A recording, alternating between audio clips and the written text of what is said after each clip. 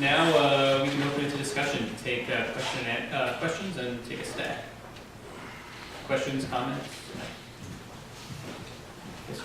Yeah, I'd like to make a comment. I believe that somehow, as much farther we can go to begin to the purity of environmental solutions, I think we have to also flashback,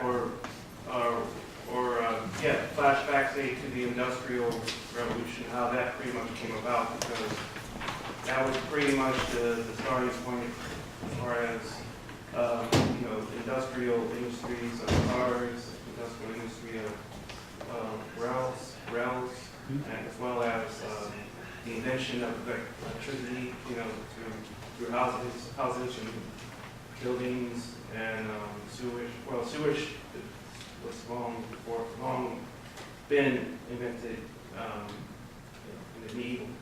But as far as the industrial inventions, somehow we have to relearn those inventions and be able to have a clear analysis of how to reuse what has been done, but yet put it in the ecological sense, or in that direction. So that way we don't necessarily have to let the hazardous effects of gas, oil, and so forth to dominate the science behind of everything that we can take and use in a clean environmental way. So that's my comment. Oh yeah, one more thing, and the third industrial happens to be the internet as well. I mean, that's the third wave of the industrial revolution. Technology is a new thing, and thank you. David, want to speak to any of those points? Were you saying that we need to relearn how to use pre-industrial tools and technologies? No, stuff that has been, the inventions within, say, for the first era of industrial revolution, such as, of course, mills, right? Like we had, back then, they invented factories, right? Britain was the first place where, to have factories, and through that, it created, steel and trains, so I'm just saying that we probably have to go back and relearn what's been done in the past and in place that was more cleaner environmental I see. Like solution. Instead of having, you're saying that we need to have a clean version of the industrial revolution. Be able to review the history of the industrial revolution to educate, or I forgot to mention, to educate the masses, as well as invent something new, like this, in that sense. Historical materialism is what I'm Okay. Other comments, questions? Listen. I remember reading a couple years ago Gerard Diamond's book, The Collapse, which was trying to address the sort of idea of a tipping point in climate change and things by going back and doing a history of how various civilizations have failed, like Easter Island and Viking settlements. And it was very good at that, but I thought where it got weak was when he starts positing solutions. And one of the solutions he looks at is sort of the marketplace solution. And it's not that there aren't corporate executives and corporations who might subjectively be able to recognize that they don't really want to devastate the environment because they've got children or grandchildren that are going to live on the planet too. But that where we see it always break down is actually at the marketplace level, that to do those things is not profitable when their competitors aren't going to do them. So, it creates a perverse disincentive. And I think that's where we can make a really strong argument for why socialism and centralized planning is so necessary. It's sort of a great tragedy that the models that we have of collectivized economies have not had a sterling environmental record. I mean, the Soviet Union, is not a great model, had some, mixed attempts. And China, certainly, the form of workforce state in China today is pretty terrible as an environmental record. And I think we can look at the various reasons why that occurred, from the fact that, that the revolutions occurred in very combined and uneven developed countries, the consciousness that was there at the times those revolutions occurred. But the key point is really that you can't build socialism in one country, that they couldn't have a policy that could effectively manage world resources, in an isolated sphere. And I think that is the pitch for International Revolution Day in terms of the management and collectivization and control of those resources. I know that I've read some articles that are kind of skeptical about the efficiency of windmill farms as they currently exist, or about the resources that even go into producing solar power today. But I think it's perfectly possible to imagine in the future, a world in which areas of the planet that are uninhabitable by humans right now could be turned into, vast areas of trying to produce energy. And I agree with Dan as well. I think that we have to avoid a neo-primitive or a completely local-focused thing. That there are probably some aspects of agriculture that can be done better on a local level, and maybe some of the French-intensive agricultural methods or something like that. But on the other hand, we want to avoid the escape of saying that everything must be local, and therefore, if you grow up in northern Canada or Finland, you're never going to taste citrus fruit. Too bad, I don't think that you can pitch that to people and make it sound reasonable. Socialism should be about improving the lives of everyone on the planet, not saying that, well, if you live in this area, you get this advantage, and if you don't, then sorry, you missed out, And, the same way that I don't think we want to go back on technology when technology is a labor-saving thing. I think that it does point out that central planning is really a solution. Yeah, I just would like to point out a couple of more concrete, hopeful things. And Iris, please correct me if I made any errors here. These are on Protecting Our Waters, or references to these things on protectingourwaters.com blog. There's a bill called Senate Bill 411, which was going to be voted on last week, but wasn't, probably because lots of people wrote letters to their senators and made noise about it not being voted on. And this bill would have allowed the frackers to use mine water waste, and then add their chemicals to it, and then use it to frack with, and then that water would go where it will afterwards, and then to be totally unliable for what happened to that water. Sort of, good Samaritan language, sort of making it seem like, oh, isn't it great, they're using this mine water waste because you might as well use it up. Well, there's always going to be more mine water waste because it's coming out of the ground, it's always being flushed out. So I wrote to my senator, Senator Farnese, and he wrote me back, and he's not totally on my side, but he's heard from me. And this bill has not been voted on yet, was about to be voted on. So, you can still write to your senator and tell them you don't like Senate Bill 411, and you can learn about it at Protecting Our Waters. The other thing is that the DEP, right before, one of the last things Michael Crancer did before he left the DEP was to he's promoting regulations which would allow the flaring of the methane, the flaring of the waste. They can't capture all the gas, so they don't know what to do with it. It's impossible to capture it all. They'd probably like to capture it all, so they don't care because there's so much of it, and the price is so low, they don't care about it. But anyway, there's flaring going on of the methane right now, but that is under regulation, or it's supposed to be under regulation. Well, anyway, he was promoting some new rules which would allow this stuff to be basically not require any permits. So, on our blog you can find out how you can write to the DEP and tell them that you don't like this idea of willy-nilly with new regulation on flaring of the gases, waste gases from natural gas. So I just, I'm calling me a cockeyed optimist, but I think that, we are having an effect. And, don't get discouraged, keep trying. And did you want to interject? Yeah, sure. On the question of technology from the early industrial revolution and like, are we going to go back to older stuff or newer stuff or what have you?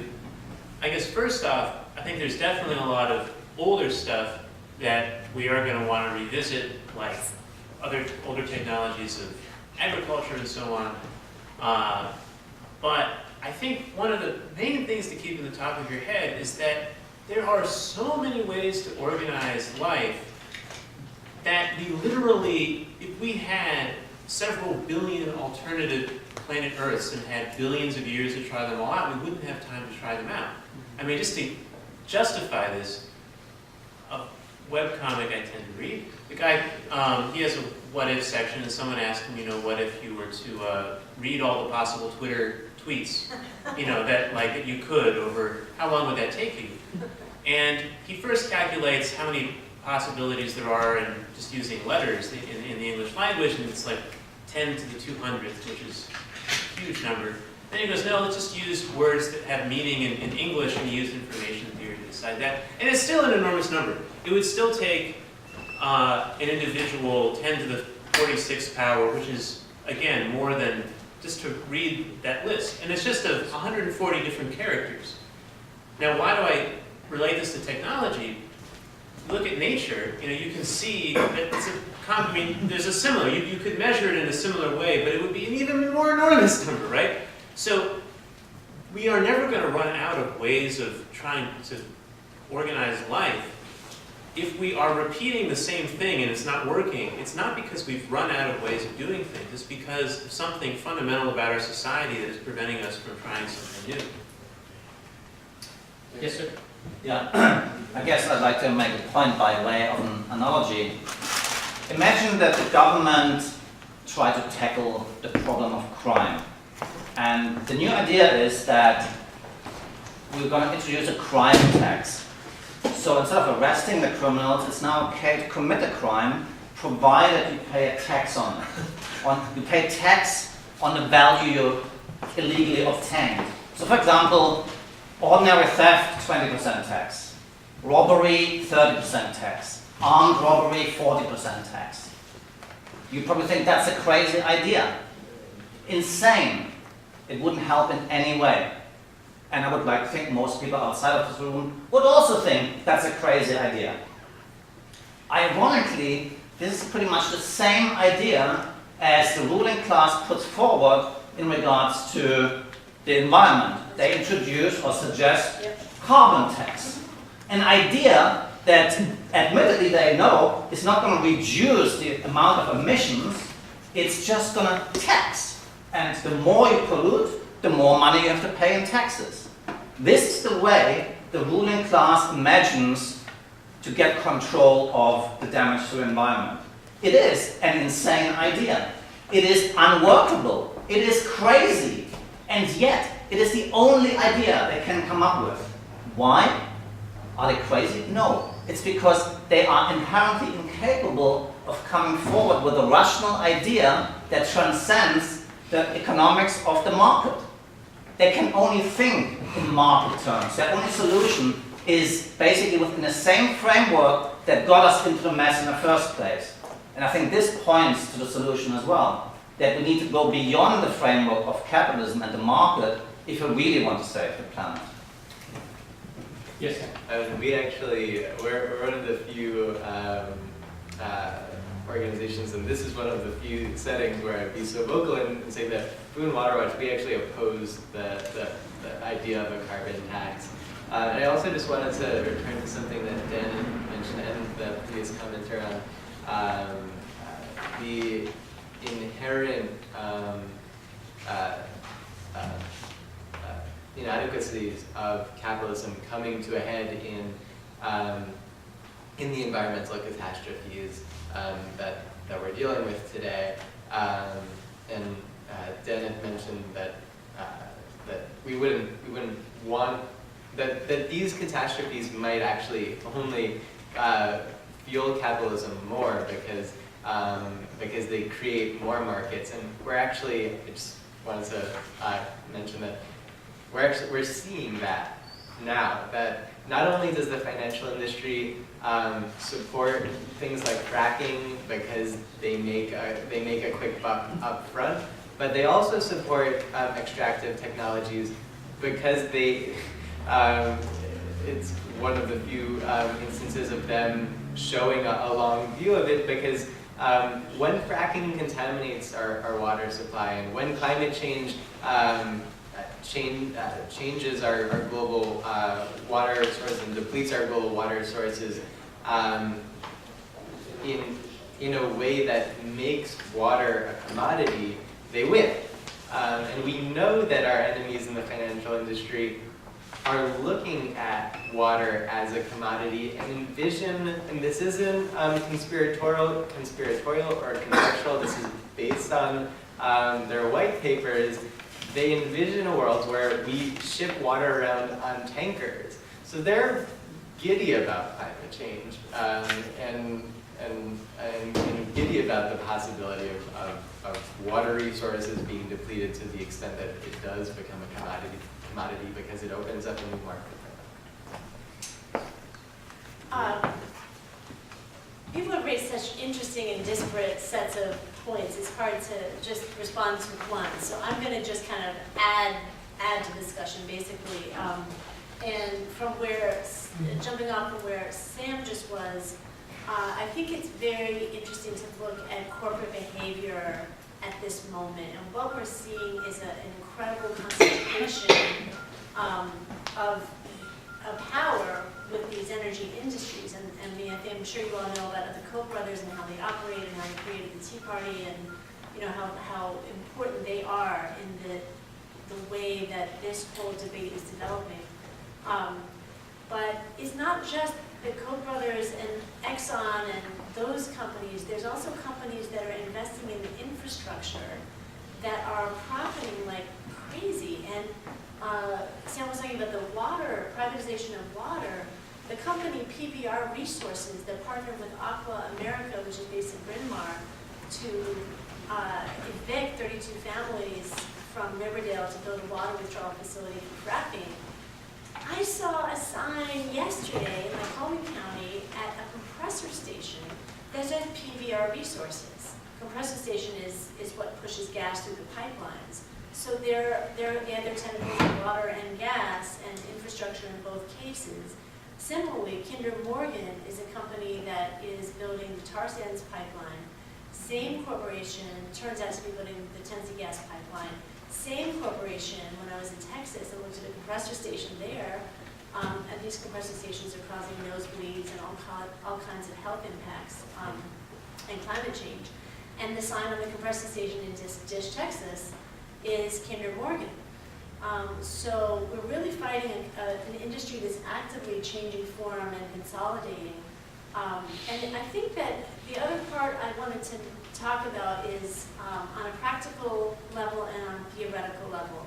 On the practical level, I do hope that we all actually keep on pressuring our legislators. We've been doing that for over 3 years, protecting our waters, and that's, we've had a lot of victories. And I think that it's really important to keep that up when specific bills come up and also in general. So if carbon tax isn't your cup of tea, but have you called your legislator at all? You know, we do find over and over that there's a disconnect between all of us who care about climate change, and actually the oil and gas industry is in there talking to our legislators every day, and we're not. I mean, maybe I am, but okay, so that's a practical action. And then on a theoretical level, I just wanted to also refer back to, this is not our land. We may sing, this land is your land, this land is my land. This is indigenous land that we're on, and I think that it's important for us to go back farther than the Industrial Revolution when we think about what our solutions need to be. Because people have come before us and are still here who have a different way of thinking about our relationship with the land. And those are some of the people that are in frontline communities right now, like the Navajo and the Arapaho in Wyoming, the Navajo in the Southwest, the Arapaho in Wyoming, the Onondaga and other nations in the Northeast facing Marcellus shale gas, the I Don't Know More movement. So I really think that we have a lot to learn from indigenous people right this second, not just historically, but in the present moment, in how to even think about how to build a sustainable world. And I'll just leave it at that. Yes. Oh, I'm sorry, you had your hand up for a while. This is a comment. I've been looking through EPA and DOE, Department of Energy documents, etc., because I was interested in passenger transportation and go to a lot of transportation meetings.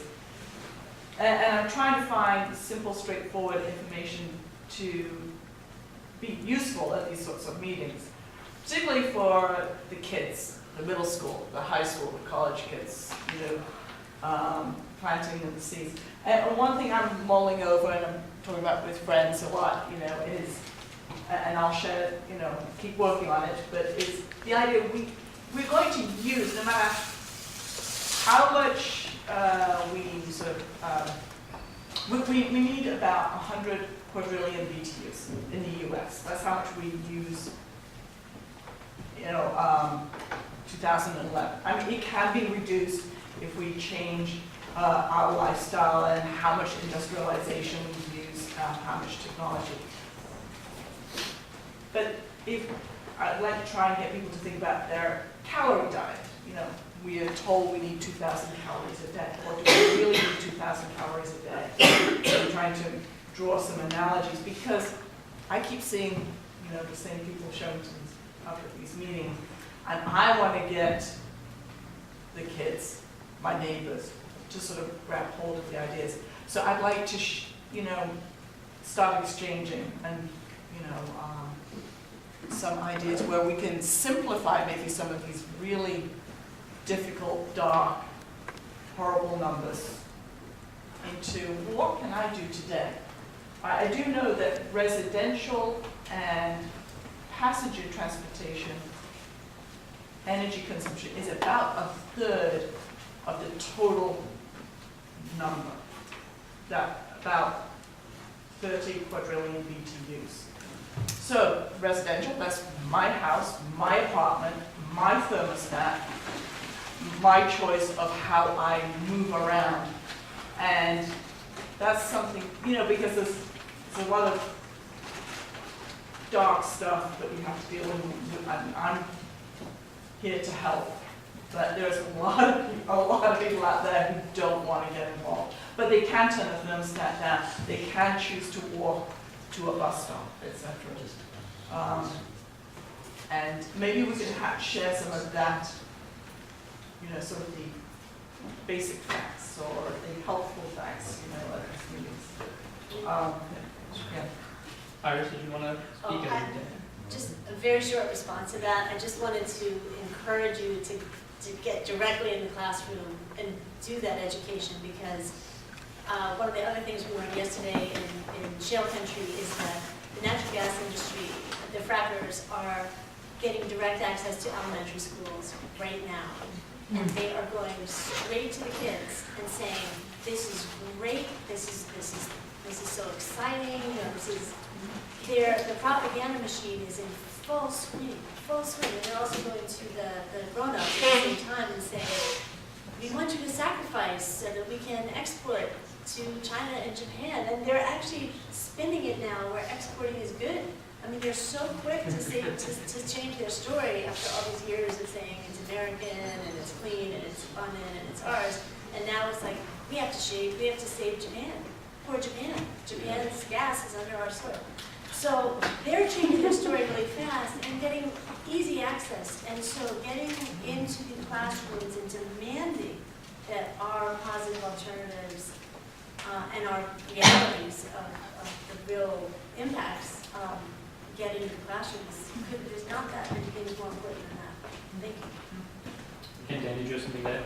Yeah, I think the number one thing that we need to understand is that in day-to-day life, we have no choices. We have no choice. That is the first thing we have to get through our heads.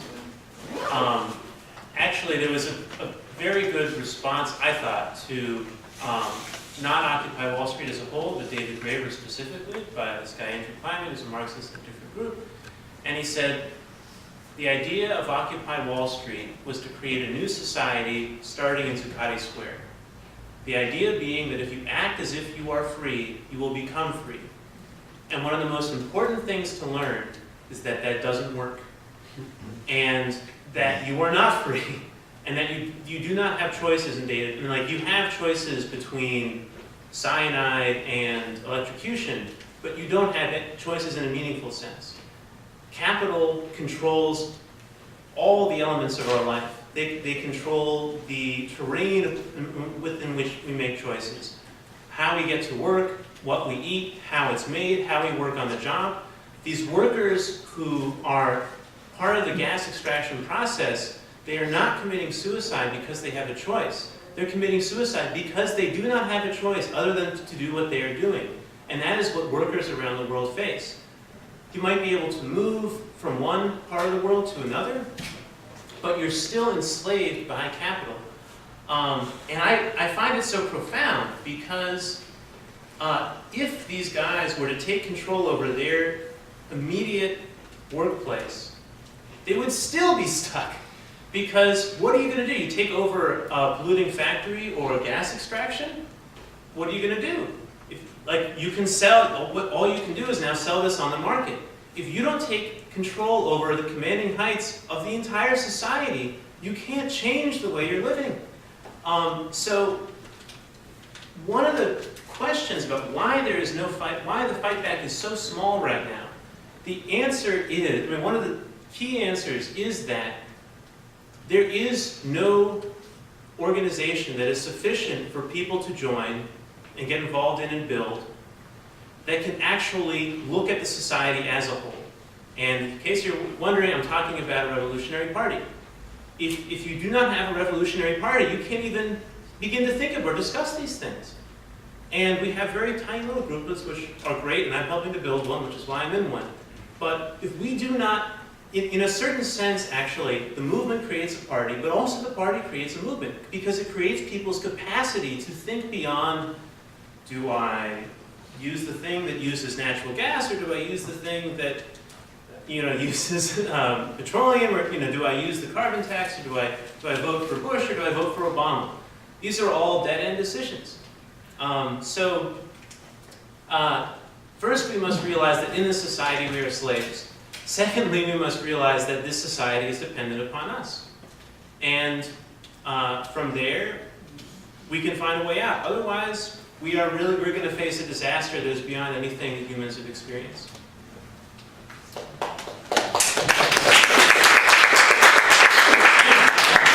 Before we take the next comment, did you want to? Yes. You seem to be getting more and more sad the longer you talk. And I want to not end on that note, sorry. The range of choice is small, and individual choice, like my entire activist career, has been making the individual choices that I can, but always teaching people and recognizing that individual changes are never enough, and that we will never, we'll never get recycling to be universal, et cetera, if we're only changing one person at a time. And taking over systems is where it's at, which is why joining groups and making strategic decisions about where to target your efforts are very important, and those can make change. So I do not believe that there is, the one master revolutionary party is the only way to go, because citizen groups have made small and very significant changes all through our history, and they are worth doing.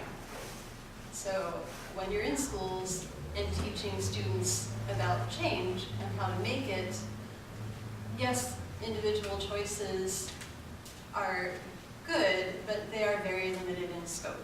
And it's what you can do as part of a movement that is more important. Which is why when people tell me, you are vegan and you do all of these wonderful things, why do you drive a car? I say, it's necessary for organizing.